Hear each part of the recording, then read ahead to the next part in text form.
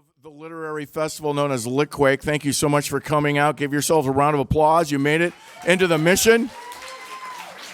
You made it to Stageworks Theater. Thank you all for coming. I'm Jack Bulwer. I'm the co-founder of the LitQuake Festival. This is our 23rd year. We couldn't have lasted this long without all of you here in the city. Thank you so much. So let's get started with Club Chicxulub. Please welcome Matt Carney.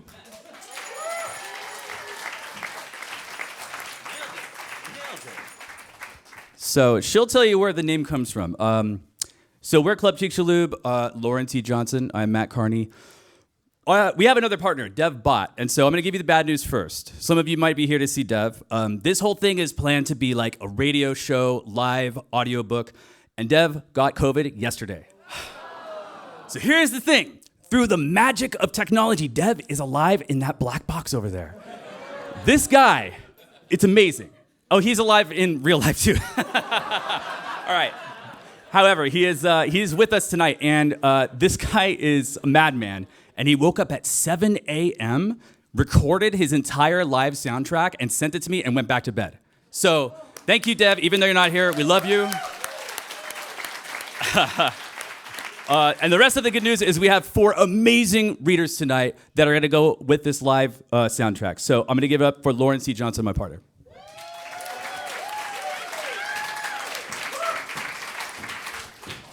Thank you, Matt. Welcome to Club Chicxulub. Our namesake is the Chicxulub impactor, the asteroid that plummeted to Earth 66 million years ago, ending the reign of the non-avian dinosaurs in the Cretaceous era. In that spirit, Club Chicxulub is a space to lament, to rage, to witness, and ultimately spread hope by way of dark and weird fiction and music. This is catharsis, dirge and celebration, submission and defiance. Tonight, we are so thrilled to bring you some of the Bay Area's most exciting voices in speculative fiction. Behold, Lauren Parker, Kate Folk, LeeAnn Perry, who will also play some live music, and Yohanca Delgado.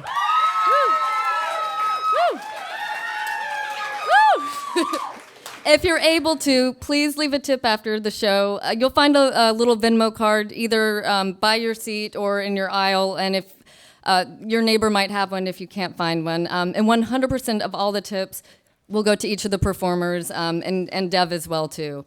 And finally, a big thanks to you, our audience, for co-creating this space with us, and to our synthesizer magician, Bhat, who is with us in spirit, to our amazing performers, and to all of you again.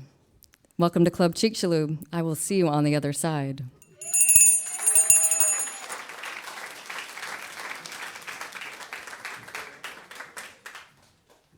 This is called Cry Wolf.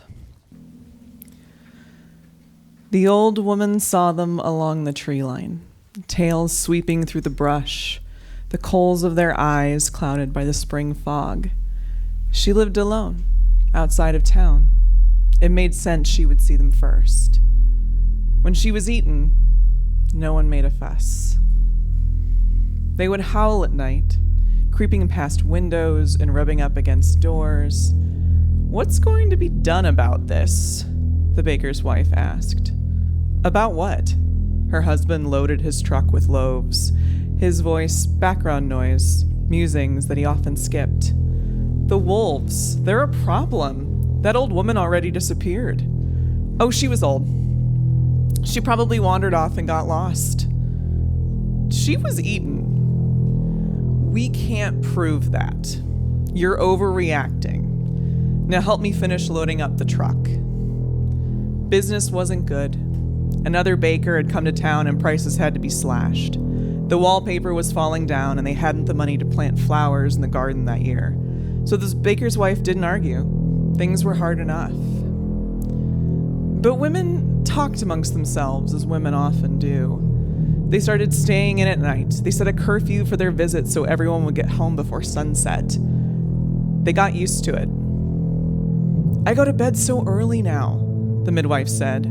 She urged her friends to do the same. The men rather appreciated this. We want you to feel safe. So if you feel you should stay in, then do, the mayor said to the crowd. The speech was given after sundown. The women listened to it by pressing their ears to the windows. The baker's wife went missing 6 months after the old woman, 3 weeks after the young girl who slept in the doorways of the church disappeared. Giving up the night had not been enough. The wolves had started coming out in the daytime. The men saw them now, but didn't think they were that many. It's normal to have this sort of problem. They live here, the same as us, the mayor said. The midwife's right arm was scarred from a mauling. It made it hard to leave her house. She asked her clients to come to her. Some did. Some stayed home and took their chances. You know, you have to face your fear. You can't let it eat you, the pastor's wife said. She'd been very busy helping. Perhaps you smelled like blood and they were confused. If anything, they protect the town from raiders. It can't really be that big a problem. Some of those don't even look like wolf bites, the doctor said. Was it maybe an ordinary dog and you were just too ashamed to admit it? The police chief got a wolf. He roamed through the town, the monster at his heels. The midwife forgot where the man ended and the wolf began. Remember when the wolves were something we made up? The bar owner said. She limped from a bite that hadn't healed correctly. You can't blame all wolves for this, a patron insisted. The world is dangerous. What sort of coddled life are you proposing? His speech was slurred, but others in the bar mumbled in agreement. The bar owner was attacked in the town square the next night by the policeman's wolf. A terrible accident, the mayor insisted. We're putting him on administrative duty, and we'll give the incident a thorough investigation. Signs were posted on trees, gates, the doors suggesting women travel in groups had to avoid making themselves easy targets for the bad wolves. The men sat on their porches, watching the gaggle of women hurry home and chuckled. Women are such nervous creatures, the pastor observed. His wife nodded and topped off his scotch.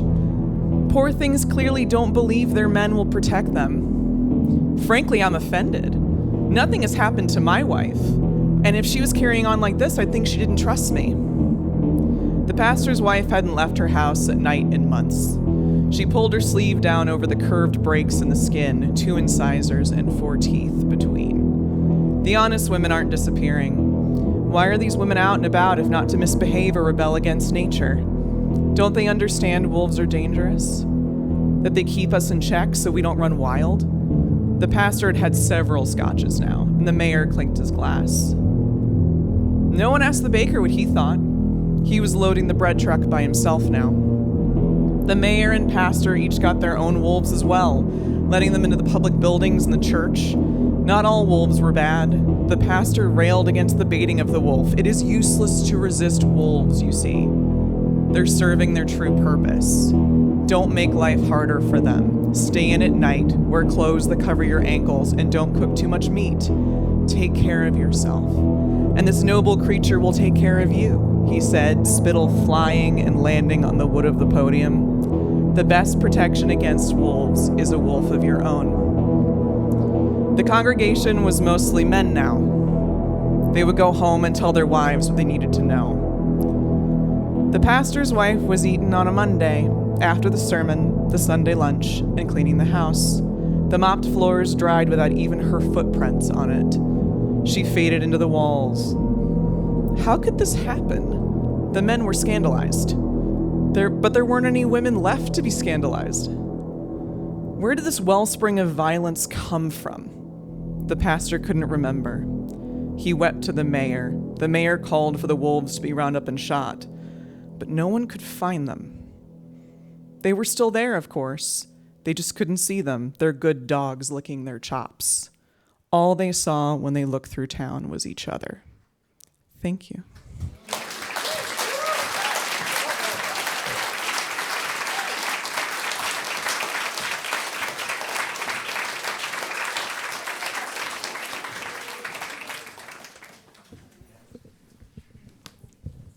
Moist house.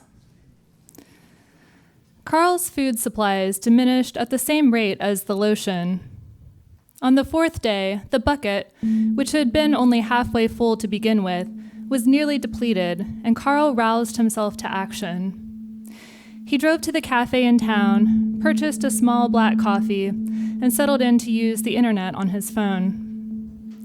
On Amazon, he found the lotion the landlord, Franco, had given him, and was shocked to find that a single bucket cost $233. At the rate he was using it, he'd need a new bucket every week. The house's moisture needs far outstripped what he could afford. Carl stepped onto the porch of the cafe and called Franco. "I told you the house was very dry," Franco said mildly. "I can't afford this much lotion." "That is not my concern." Carl considered. He had no one to turn to. There was no other housing in the area he could afford. "Perhaps I will devise alternative means," he said. Franco laughed. "You are welcome to try." With some distance from the house, Carl was appalled that had let 4 days pass without any progress in his search for employment. How had he been seduced into endless moistening, as though he were an automaton? Perhaps his trance state was the result of an odorless fume produced by the lotion. For a moment, he despised the house and its interminable need for moisture. "What about the other houses you have for rent?" Carl ventured. "Maybe one of those would be a better fit." "What's the matter? It's like I said, isn't it? 4 days in, and already you can't keep the house moist." "I'm keeping the house very moist." Carl now regretted having called Franco. "I was simply curious," he said, "what other houses you have." "You don't belong in any of the other houses. You're committed to this house." "What happens if I don't keep the house moist?"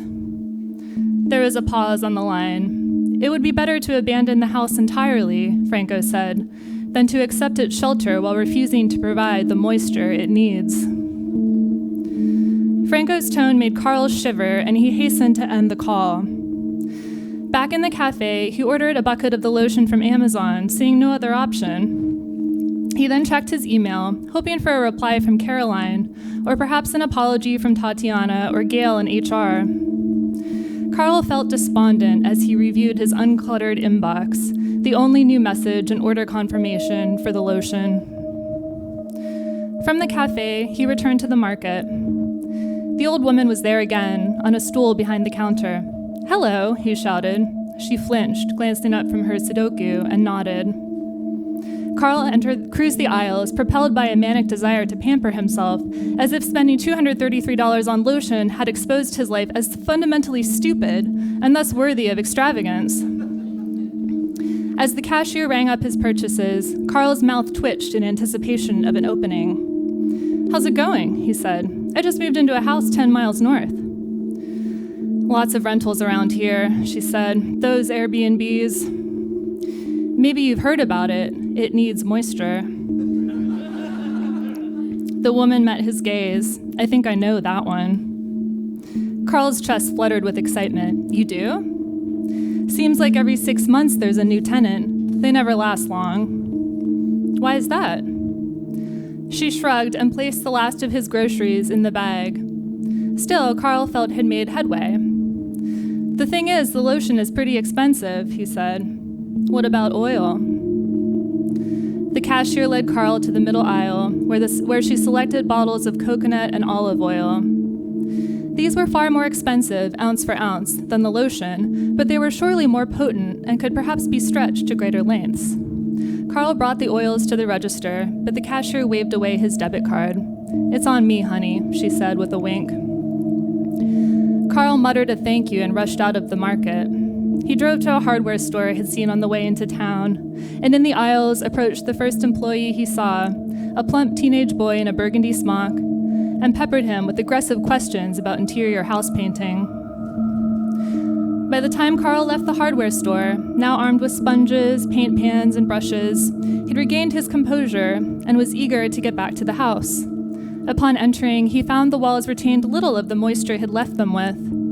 The morning calm had fractured into a sharp wind that made the house groan, heightening his sense that it was suffering and that he was the only one who could soothe it. around the window panes, he saw fissures forming and knew he'd have to work quickly. He first poured some of the olive oil into a pan and applied it with a foam brush, starting at the top left corner of the east wall, as usual. The olive oil left a yellow hue, and on the west wall he switched to coconut, which was slower going, as he first had to warm cloudy chunks of the oil in his palms until they melted to a consistency that could be spread. He worked steadily, hoping to rouse the house to its intoxicating hum. But this time, the house remained mute, its walls cold. By the time the sun had set, he was finished. The room smelled pleasant, vaguely tropical. He'd used only half of each jar, and again, Carl was grateful to the cashier. At this rate, he'd be able to moisten the house far more cheaply than if he were using the lotion. Perhaps he could even buy cooking spray and cut his moistening time significantly, simply spritzing the house's walls with Pam every few hours. Carl slept, and when he woke, his ears were filled with a high-pitched ringing. He opened his eyes to find the east and south walls, to which had applied olive oil, had fissured into a spiderwebbing of cracks. The west and north walls, which had received coconut oil, were in worse shape, resembling burned skin, a seeping red pocked with blisters. Carl was so shocked by the sight, he was slow to register sensation on his own body. His skin felt tight and hot, like a bad sunburn. He lifted his shirt to find the skin on his chest had fissured. His lips were crusted with dryness, and when he darted his tongue out to wet them, his bottom lip cracked, filling his mouth with the taste of blood. Carl hobbled to the bathroom, where he filled a fresh tray with warm water and soap. In the mirror above the sink, he saw that every line in his face had deepened, so that he looked suddenly 20 years older. Carl felt an itchy sensation in his crotch. He pulled down his boxers and was horrified to find blisters wreathing the base of his penis. The ringing in his ears had grown louder. Somehow, the condition of the walls corresponded to his skin. Carl cursed himself for using the cooking oils, to which the house seemed to be having an allergic reaction. How could he have been so stupid? The house wasn't a chicken cutlet. He began by wetting the bath towel in warm water and gently swabbing the walls until all trace of the oils was vanquished. Eventually, the towel was soiled, so Carl removed his t-shirt, wetted it, and began pressing it to the blisters. As he worked, he spoke to the wall. "There, does that feel better?" he whispered as he soaked up the wall's fluids with the shirt. The blisters responded to his touch, healing over even as he watched. By the time he was ready to apply the lotion, the sores had diminished to pink patches. Carl peered into his boxers, relieved to see that his own blisters had similarly healed. The ringing in his ears had dwindled. He brought the half-empty oil jars outside and pitched them, one by one, toward the sea. The new bucket of lotion had not yet arrived. Carl would have to find a substitute.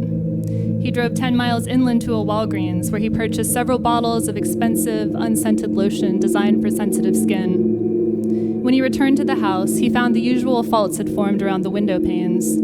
He warmed some lotion in his hands and rubbed it into the wall. "I know this isn't the usual kind," he said softly, "but I'm getting a shipment of the kind you like soon."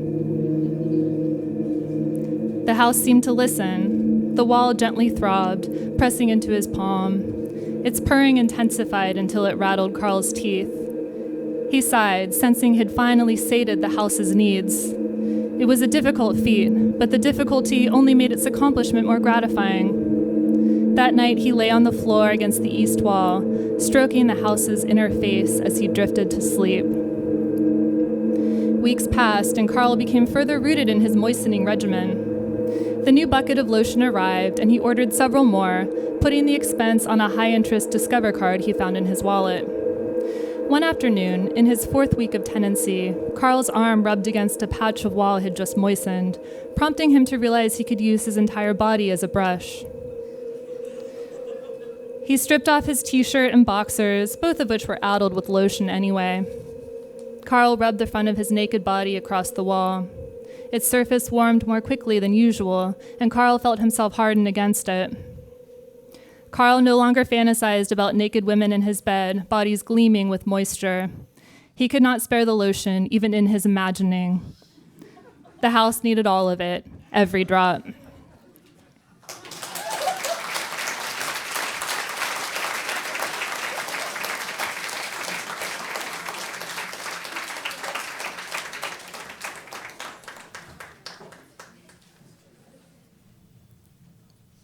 Transference. McConnell et al., 1960. 40 planaria, Gerardia doratocephala, were placed into a 2-trough apparatus for conditioning. The conditioned stimulus was a 3-second flash of light delivered from a 100-watt bulb suspended above the trough. The unconditioned stimulus was a 0.28 milliamp electric shock delivered during the last second of light.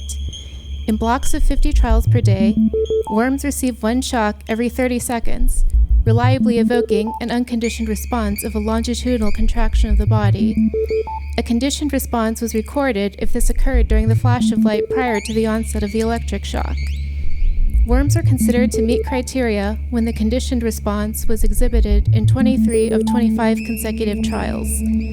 This occurred, on average, after 206 shock trials.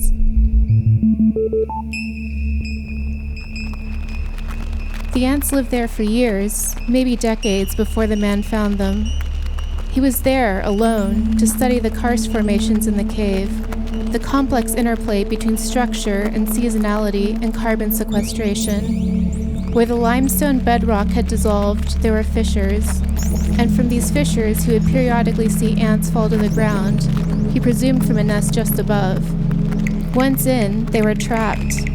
They could crawl on the walls of the cavern, but not the ceiling, which offered the only escape. There is no food there for the ants, no organic detritus of any kind. The man felt sorry for the ants exiled there. Some days, when he would rappel into the darkness with his headlamp and sample collection kits, he would leave packets of fruit jam he found in the kitchen of the rented cabin, or the occasional whole fruit. As he ate his lunch in the cave, he would watch as explorer ants discovered his offerings and drew their nestmates to stream around it in thick columns. Perhaps, deprived of human contact, the man was prone to imagining things, but it seemed to him that when his headlamp pierced the darkness of the cave to announce his daily arrival, more and more ants would emerge from the crevices, as if they had begun to learn an association between his presence and the food he would offer. After a few weeks, all the samples were collected and labeled, and his work for the season was over. He left in a hurry, and only once he returned home did he realize he could have helped them escape by leaving a rope to bridge the floor of the cave to the outside world. McConnell et al., 1960. After the planaria were successfully conditioned, they were bisected transversely with a scalpel. Regeneration was generally complete within 10 to 14 days, after which the worms were again subjected to the shock conditioning paradigm. Worms regenerated from previously conditioned planaria halves reached criteria on average after 43 trials, as compared to 206 for the naive worms, a statistically significant difference at p equals 0.001. This reduction in learning time demonstrates retention of the conditioned response after regeneration. Curiously, both head and tail halves exhibited the response, showing that the presence of the original brain is not necessary for the retention of memory. Further experiments show that the memory is retained after subsequent bisection and regeneration cycles by as little as 1/200th a piece of the original body.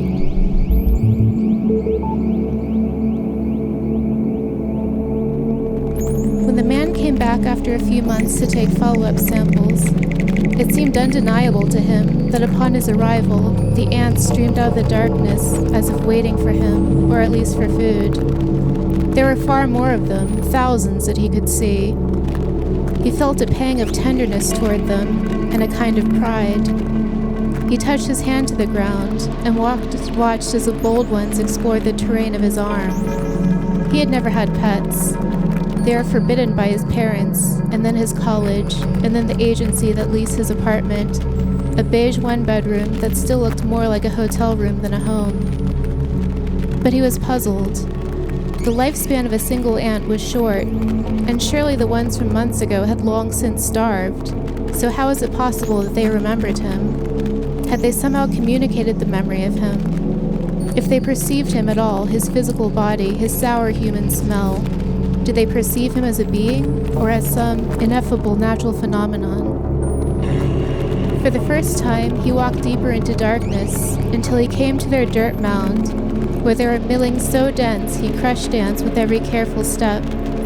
Still, he saw no organic matter, no leaves or twigs, no animal remains.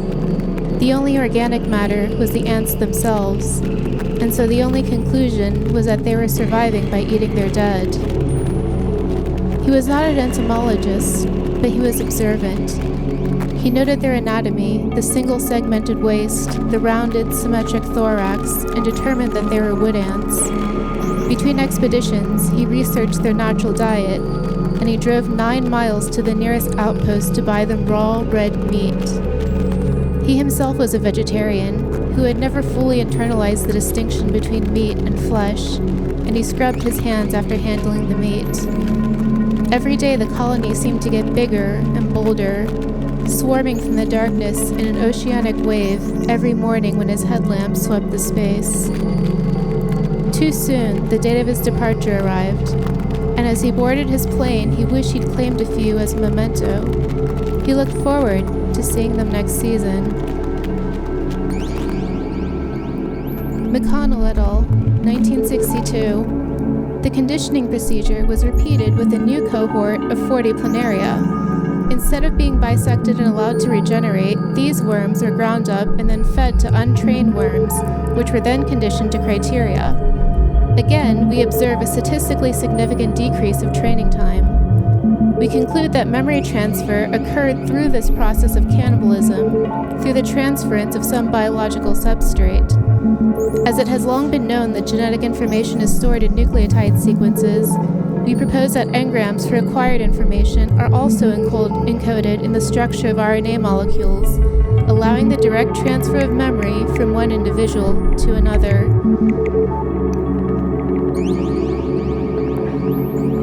The research grant was not renewed. The man's adjunct position at the college was in jeopardy, but he came anyway, paying with his own dwindling funds for the flight, the car rental, the cabin without a heater. He was a quiet, unassuming man. Ugly, he supposed. Nothing had ever noticed him before. Nothing needed him. There was a jubilation, he thought, in the way the colony would stretch its teeming body toward him. There was curiosity, it seemed. There was pleasure when it swarmed over the food he offered. And when he was gone, and the colony ate its own body over and over, there was patient rumination. There are more ants now. There are more individual living beings in the cave with him than seemed possible, more individual instances of consciousness that remembered and responded to him than he could ever imagine. Together, those millions of selves summed to something dizzying to him, euphoric to him. How lucky he was, how special, to be perceived by this being. He could not communicate in its tiny, intricate language of pheromones and touch, but he wanted to be known as the source of the light and the food. He wanted to be known in his care and his benevolence, every intention, every feeling, every memory. In the only language they shared, he wanted to be known. Walker et al., 1975. In 1962, McConnell et al. Published the provocative claim that planaria fed classically conditioned peers exhibited a faster learning process in that same paradigm. They have interpreted their results as evidence of memory transfer via cannibalism. This claim ignited a decade-long trend in memory research, which would consume thousands of hours and hundreds of thousands of dollars in the quest to replicate this finding. In this meta-analysis of over 50 studies, we are unable to find strong evidence supporting their claim, though we note inadequate sample sizes, confounding variables, and a lack of proper controls. We conclude the results of McConnell et al. Are likely instances of behavioral sensitization. But perhaps the more important conclusion is that credentialed scientists are not immune to magical and wishful thinking. We wish to emphasize that, whether aided by sloppy experimental design or patent misconduct, this lack of rigor and common sense has no place in modern science. The next year, the new geological researchers came from a new university. They found a skeleton and made a report, and it was carried away on the night of the new moon. They may have noticed the colony, they may not have. They may have seen a few specks of it exploring the cave floor. If they did, they thought nothing of it. But if they had come on the night of a full moon, that month or any month after, they would have seen how the light that shines in through the crack still draws its body out in a dark, glittering tide.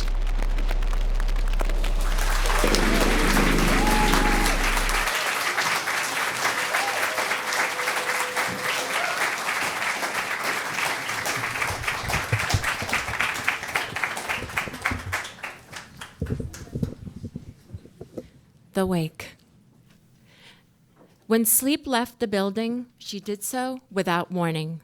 The residents of the apartment building didn't even notice her absence. She loitered on the sidewalk across the street, invisible in her robe shot through with stars, and gazed up and through the walls at the children who had been sent to bed and spent those hours inventing complicated, zealous games in the dark. Endeavors involving bunk pulleys and blanket forts and Barbies launched from great heights. In the other bedrooms, the adults seemed to be having more sex than usual. TVs glowed, books slid off the shelves and opened in eager laps as the sun cracked open and spread like a yolk across the city, drenching it in a golden light. A surprised collective relief. The residents weren't tired. They bounded off to work and school and the shops and the pharmacy and thought nothing of this one sleepless night. In fact, the residents took those first few days of new wakefulness like New Yorkers, which is to say that they reveled in them, a new cache of hours, free for the taking. What if you could slice the building in half like a cake and look inside it at midnight? You would see a human ant farm 6 stories tall. Maybe your eyes would drift first to the roof, with its cluster in a dark corner of wide-eyed, exhilarated teenagers clutching vapes and joints, fingers wrapped tightly around the necks of stolen bottles of beer. If you looked below, your eyes might find the staircase winding its way down the center like the core of an apple. And in each apartment, there is movement, either inward or outward. There is sex, frantic art making, gaming, cooking, arguing, everything happening faster and more exuberantly than it should. Some of the abuelas finally found the time to sit down and figure out how to stream telenovelas online, and so returned to a very specific kind of dreaming. But on day 3, the children, rabid with energy, unified into one shrill, shouting voice and demanded that a water slide be built from the top of the building all the way down to the ground floor. A group of mothers and fathers who knew each other well but weren't necessarily friends were pressed into an uneasy working group, and for reasons that remain unclear to this day, actually set about building it. They clustered together and drew up plans and deployed in their cars to the biggest hardware stores of the tri-state area, driving onward to places as remote as Florida to get the largest pieces of plastic necessary for the 6-story water slide. It was in these trips, hauling giant chunks of plastic into rented wagons and in the bleary-eyed drive home, that they learned the distance from the building didn't augur sleep. They returned, the mothers and fathers, and started building the slide from the ground up, a shiny orange tube that ribboned through the stairwell, up, until it reached the very roof. When it was completed, it was a shiny thing of beauty. Everyone in the building took a turn riding down the winding slide, down from the roof to the first floor, screaming with a hysterical sort of glee. Sleep watched sadly from the street. Who needed her? Was her departure a gift? A coffer of 24 gleaming hours of sparkling consciousness, unfettered by sleep? Because sleeplessness is a garment that hangs differently on every body, it took a full week for the news to get a wind of it. 97 residents of a small Manhattan building in Washington Heights had gone without sleep for 7 days. The reporters swarmed the building, knocking on doors and holding up microphones. The reports were inconclusive, and the journalists promised to come back when the time spent without sleep approached the threshold for death and madness, 11 days. But if you could see inside the minds of each journalist, you would know that none would come back, not ever, that something about the building's pulsing frenzy discomfited them. What if this, whatever it was contagious? It wasn't contagious. Elsa, 5B, came home from a month-long vacation in Punta Cana and could sleep just fine. But the frenetic activity was so alarming that she turned right around and decamped to her cousin's house in Queens. The children began to climb the walls, to mutiny, to seize from the remote corners of closets all the confiscated Halloween candy.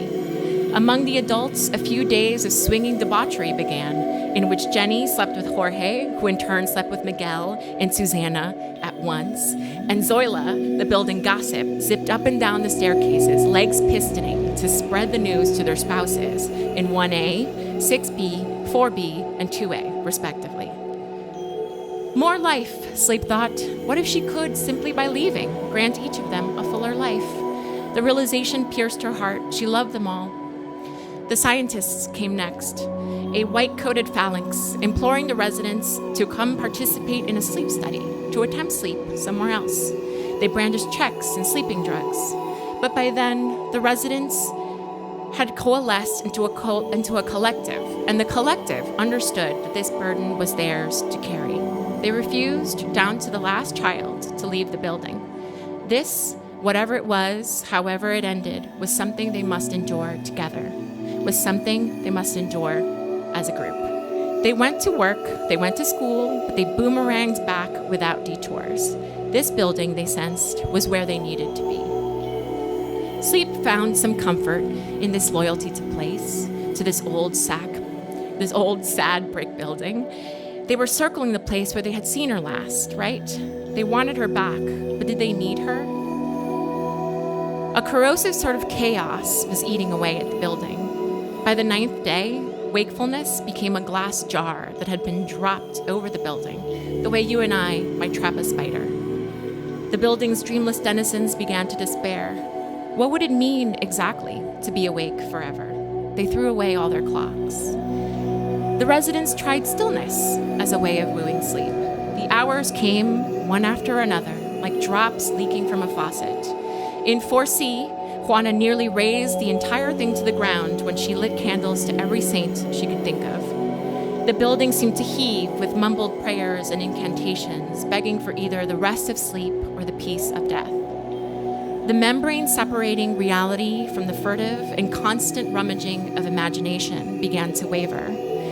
Those who were paying attention saw, for the first time, how thin that membrane had always been. They pointed out this thinness to the ghosts of their dead, who had returned, uninvited and unnoticed. When had they arrived? There they were, nodding sagely at the dinner table, smoking cigarettes out the kitchen window. The dead, it turns out, don't sleep, and they're all the better for it. The building was crowded with ghosts. In apartment 2A, 3 years deceased, Tia Martina, who had always enjoyed painting her toenails green on the couch, sitting next to her niece, Jasmine, 6 years alive. Jasmine glanced up for her manic coloring, layers and layers of waxy crayon to the point of caking, to ask if Tia could do her own nails next, but in a different color. Had they just arrived, or was it that the residents were finally able to see their ghosts after nearly 12 days of wake? After the 11th night, the denizens lost hope and went quiet. Still as death, they waited, surrounded by their ghosts, their minds overheated and churning. When Arturo stepped out on the 6th floor fire escape and began to sway, sleep returned. She tiptoed in on stockinged feet right in the middle of the day. From the bottom up, she made the rounds from apartment to apartment, passing her fingers over the eyes of each resident. She grazed the forehead of Tomas, a boy who had taken to hanging upside down, his knees draped on the ladder of his bunk bed, his eyes glassy with sugar. Clutched between his sticky fingers, a comically large lollipop in swirling colors. The TV was blaring, and Sleep flipped herself to hang by her own knees and see what he had seen. A cartoon cat and a cartoon mouse caught in a perennial upside-down chase. The cat wanted, more than anything, to catch the mouse, but what if he ever did? Sleep wandered through the building, passing silently through doors. As she passed her fingers over Abuela Amparo's eyes in 6C, the old woman suddenly gripped her wrist, and Sleep saw the naked, relieved recognition in her eyes just as they closed. No, Sleep decided, I won't leave them again. When she had put the last resident to sleep, she sensed that even the building itself was finally at rest. Did she imagine a gentle exhalation, a near imperceptible loosening among the rafters? Followed by a parade of ghosts, sleep took a ride down the bright orange slide. It's still there to this day, you know. And for the first time in days, the residents slept too soundly to hear their screaming.